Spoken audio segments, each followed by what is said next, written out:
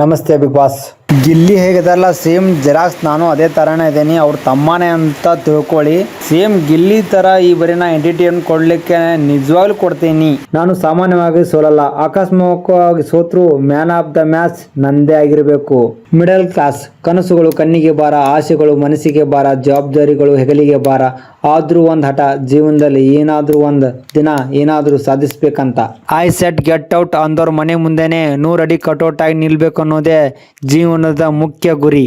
ಬಂಡವಾಳ ಹಾಕಿ ಬರಡು ಭೂಮಿಯಲ್ಲಿ ಬಂಗಾರ ತೆಗೋ ರೈತ ಅದೇನ್ರಿ. ಒಂದು ಅವಕಾಶ ಕೊಟ್ಟು ನೋಡ್ರಿ. ಎಲ್ಲಾ ಥರನಲ್ಲ, ನನ್ನ ಥರ ಯಾರೂ ಅಲ್ಲ. ನಾನೊಂಥರ ಡಿಫ್ರೆಂಟ್ ಡೈರೆಕ್ಟರ್ ಮೈಂಡ್ ಉಳ್ಳವನೇ ಆಗಿದ್ದೇನೆ. ಮೂರ್ಖನಂತೆ ವರ್ತಿಸಿ ರಾಜ್ಯನಂತೆ ಆಟವಾಡಿ ಗೆದ್ದು ಬರುತ್ತೇನೆ. ಒಂದು ಅವಕಾಶ ಕೊಡಿ. ನಾನು ಬಿಗ್ ಬಾಸ್ ಕಾಲಿಟ್ರೆ ನಂದೇ ಕಾರು ಬಾರು ನಂದೇ. ಯಾಕಂದ್ರೆ ಯಾವ ತರ ಮಾತಾಡಬೇಕು, ಹೇಗಿರಬೇಕು, ಹೇಗೆ TRP ರೇಸ್ ಮಾಡಬೇಕು ಅನ್ನೋದನ್ನ ತುಂಬಾ ಎಪಿಸೋಡ್ಗಳನ್ನು ನೋಡಿ ತುಂಬಾ ಕಲ್ತಿದ್ದೇನೆ.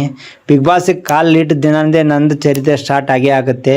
ನೀವು ಕೊಡೋ ಒಂದು ಅವಕಾಶದಿಂದ ನನ್ನ ಜೀವನದ ದಾರಿ ನಡೆಯುತ್ತದೆ.